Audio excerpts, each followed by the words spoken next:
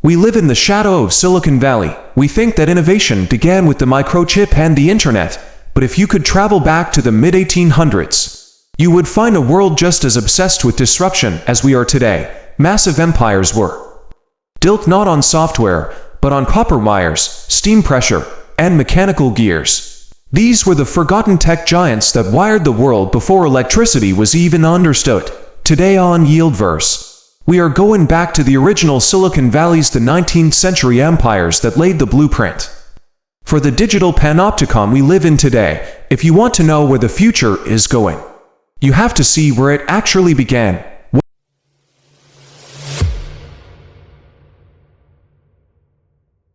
Welcome back to YieldVerse. History doesn't repeat, but it often rhymes. As we navigate the AI revolution of 2026, we see the same patterns of monopoly, surveillance, and rapid wealth concentration that defined the 1800s. Back then, the tech brothers wore top hats and rode steam trains. But their goal was the same: total control of information and energy. Today, we are uncovering the stories of the forgotten tech empires, from the telegraph monopolies to the birth of the first mechanical computer. The first true global network wasn't the internet, it was the telegraph. Before the 1840s, information moved at the speed of a horse. Then, suddenly, it moved at the speed of light. Companies like Western Union became the Google and Amazon of their day. They controlled the flow of news, stock prices, and government secrets, just like today's ISP and social media giants.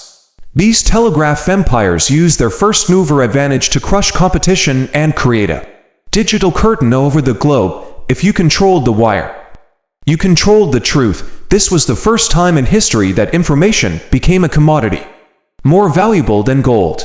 We talk about the cloud today as a decentralized force, but in the 1800s, the cloud was high-pressure steam. Massive steam-powered factories were the original data centers. They centralized production and forced people from their sovereign farms into concentrated urban hubs, the original cubicles. This was the birth of the 9-to-5 life. But the real Silicon Valley moment came from a man named Charles Babbage. He designed the analytical engine, the world's first mechanical computer. It had a CPU, memory, and even used punch cards. Though it was never fully built in his lifetime, the logic of our current AI world was born in a dusty London workshop over 170 years ago.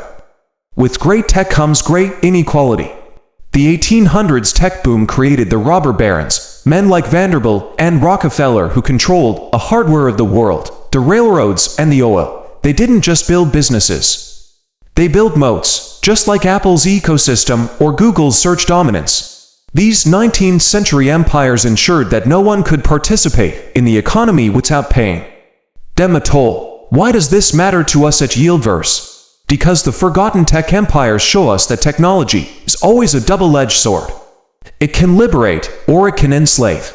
In the 1800s, those who owned the machines became the masters of the world. In 2026, those who own the AI nodes and the private keys will be the new sovereigns.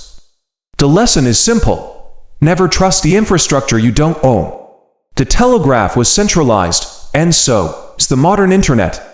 Our goal must be to build the first truly decentralized empire, one that history cannot erase. Silicon Valley isn't a place, it's a cycle of history.